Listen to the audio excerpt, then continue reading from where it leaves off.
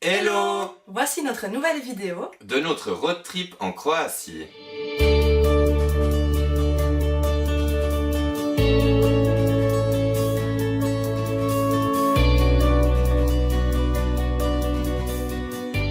Avant de te raconter toutes nos péripéties dans cette vidéo, si tu aimerais savoir les détails de notre voyage, les lieux qu'on a visités ou les prix par exemple, tu peux retrouver un article complet sur notre blog twodreamers.com.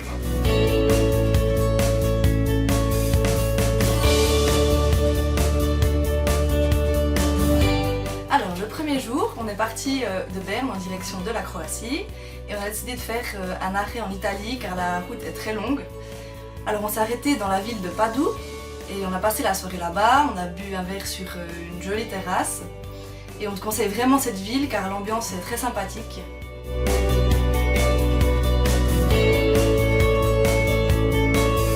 Le deuxième jour, donc on est parti de Padoue en direction de la Croatie via Trieste et une fois arrivé à Trieste, il y a la frontière slovène, donc là on l'a passé puis on a décidé de faire un détour. Et là, on a été un peu déçus par Porto Rose parce qu'il n'y a pas grand chose et puis c'est rien d'incroyable. Par contre, sur la route, avant d'arriver à Porto Rose, on te conseille plutôt de faire un petit crochet et d'aller à Piran. C'est à peu près la même distance depuis la route nationale, mais c'est beaucoup plus joli. C'est une vieille ville slovène fortifiée, ça a l'air très très sympa. Et depuis là, donc on s'est arrêté, on a d'ailleurs manger quelque chose et ensuite on a repris la route. Cette fois on a définitivement passé la frontière croate, on était définitivement en Croatie. Notre premier arrêt était à Poreč, une petite ville fortifiée sympa, sans plus, mais elle est quand même typique et plutôt jolie. Et le prochain arrêt était Rovinj, ou Rovigno en italien. C'est également une petite ville très semblable à Poreč, mais par contre un peu plus grande et plus réputée, qui est une des plus grandes destinations d'Istrie, qui est la région en fait dans laquelle on se trouvait.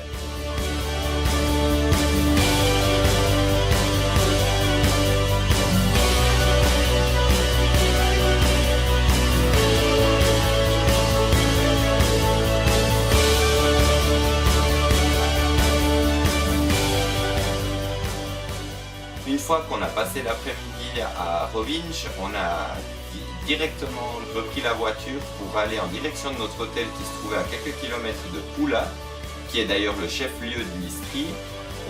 Avant d'arriver à l'hôtel, on a traversé la ville, on n'a pas trouvé que ça méritait de s'arrêter ou de faire un tour. C'est une ville totalement standard qui a pas grand chose à voir, donc on vous déconseille de faire un arrêt là-bas. Mais en tout cas, la région nous a beaucoup plu.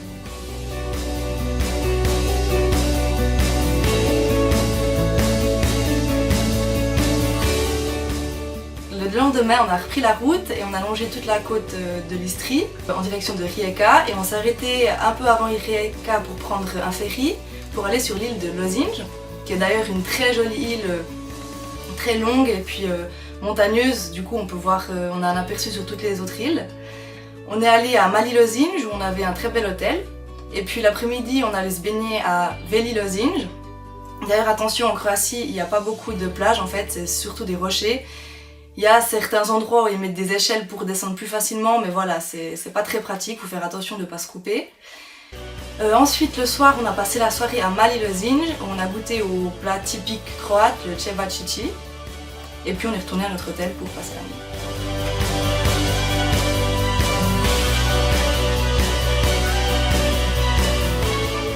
Pour le quatrième jour, donc nous sommes repartis de Lozinj. On voulait prendre un ferry qui faisait directement Lozinj-Zadar, qui était notre prochaine destination, mais il y avait malheureusement plus de place. Du coup, on a dû remonter toute l'île jusque tout au nord pour prendre un autre ferry qui nous amenait sur l'île de Krk, ça s'appelle, c'est un nom un peu bizarre.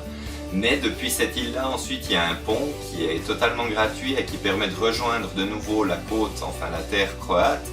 Et on a dû donc longer toute la côte pour aller jusque pratiquement au milieu de la Croatie, à Zadar. Sur la route, pour la petite anecdote, on a eu un accident, on a perdu à peu près 2 ou 3 heures de temps, mais on a essayé de trouver des petits chemins pour essayer de contourner le gros trafic. On s'est d'ailleurs perdu, vous verrez dans la vidéo derrière moi des photos qu'on a pu faire qui étaient très sympas, mais en fait la raison de ces photos était qu'on était totalement perdu. Et ensuite, donc, on a repris la route après cet arrêt de photo et on est arrivé à Zadar. Et là, on avait réservé une auberge de jeunesse. Quand on est entré dans l'auberge de jeunesse, il y avait un gars vraiment bizarre avec des chambres qui n'étaient pas vraiment propres. Du coup, on a fui l'auberge de jeunesse et on a dû réserver en catastrophe un autre hôtel qui était en l'occurrence une chambre d'hôte qui était pas trop mal mais sans plus. Et on a passé donc la fin de l'après-midi et la soirée à Zadar. On a été très surpris par cette ville qui est également fortifiée. Elle est beaucoup plus grande que Rovinj que nous avions vu 2 jours auparavant. Mais par contre, il y a beaucoup d'ambiance avec la possibilité de se promener tout autour, donc de voir le coucher de soleil. Ou d'ailleurs, vous verrez aussi des photos, que ce soit dans la vidéo ou sur notre blog. Depuis les fortifications, c'est vraiment très sympa. Vous y trouverez des glaces super et des petits bistrots dans des petites ruelles avec une ambiance super sympa.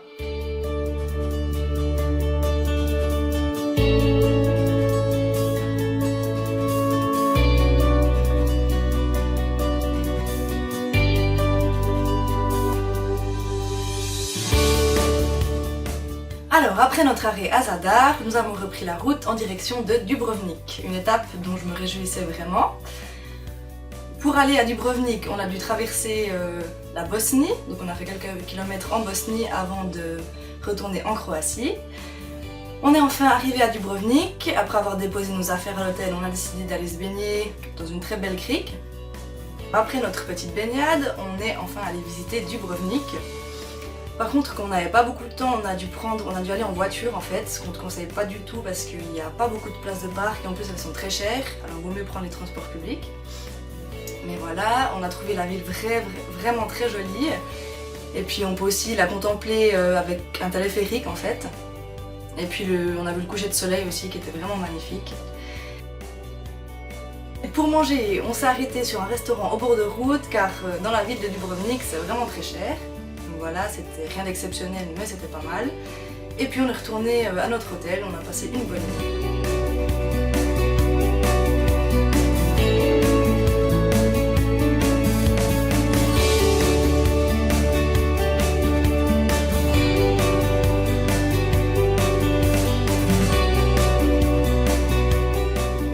Le lendemain, on est reparti en direction de Split, qui est d'ailleurs la destination croate du moment. Tu trouveras d'ailleurs beaucoup de bars, de boîtes de nuit à Split et pour des très bons prix. Les cocktails, les boissons, les restaurants sont vraiment pas chers par rapport à Dubrovnik d'ailleurs, qui était très cher.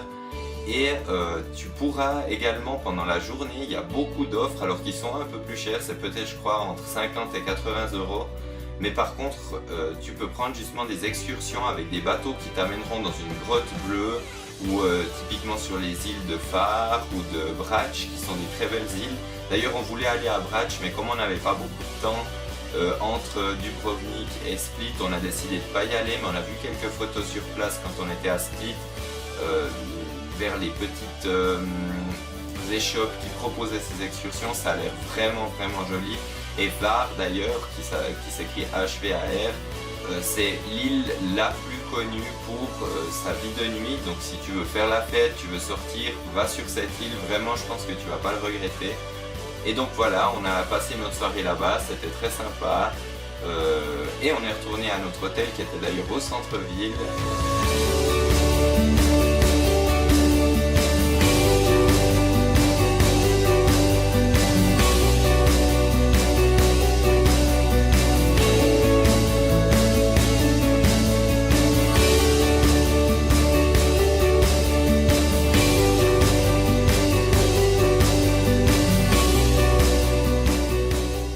Après, on est parti pour le parc national de Plitvice, qui est un des lieux les plus visités de Croatie. Arrivé là-bas, il y a 2 entrées, l'entrée 1 et l'entrée 2. On a décidé de commencer par l'entrée 1 car c'est depuis là qu'on peut direct voir la plus grande chute du parc, qui est vraiment très jolie. Après avoir marché un petit bout à travers les lacs, on arrive à un bus qui nous emmène à l'entrée 2. Donc c'est ce qu'on a fait, on a pris ce bus. Et puis arrivé à l'entrée 1, on a décidé de faire un petit tour en barque. Donc voilà, on peut louer une barque pour 1 heure, c'est vraiment très sympa.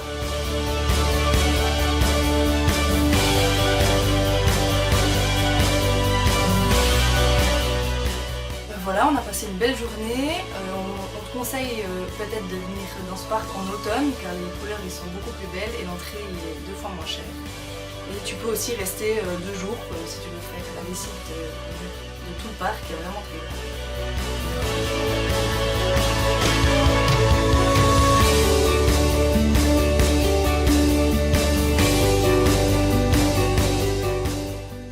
Le jour suivant, nous voilà repartis en direction de Zagreb, cette fois qui est la capitale croate d'ailleurs, où on a prévu de passer également une nuit. Donc on est arrivé là-bas, on avait réservé une auberge de jeunesse qui était plutôt pas mal. Par contre, le petit désavantage, c'est qu'il était juste à côté d'une décharge, donc il y avait des odeurs dehors, mais dedans heureusement ça sentait plus ou moins bon, on va dire.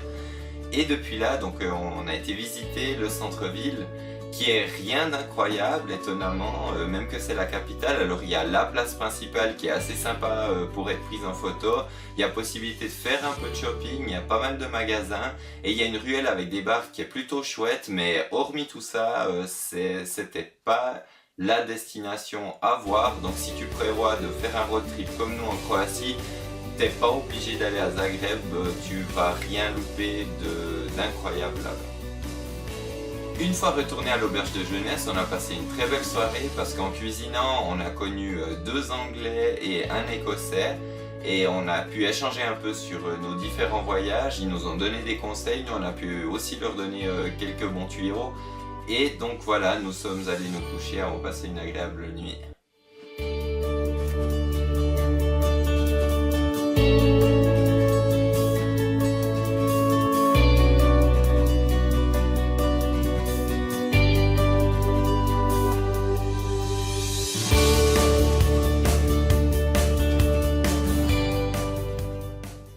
Alors le lendemain, on avait prévu d'aller à Trieste en Italie, mais après le conseil des backpackers qu'on avait rencontrés à l'auberge de jeunesse, on a décidé de faire un arrêt à Ljubljana, qui est la capitale de la Slovénie.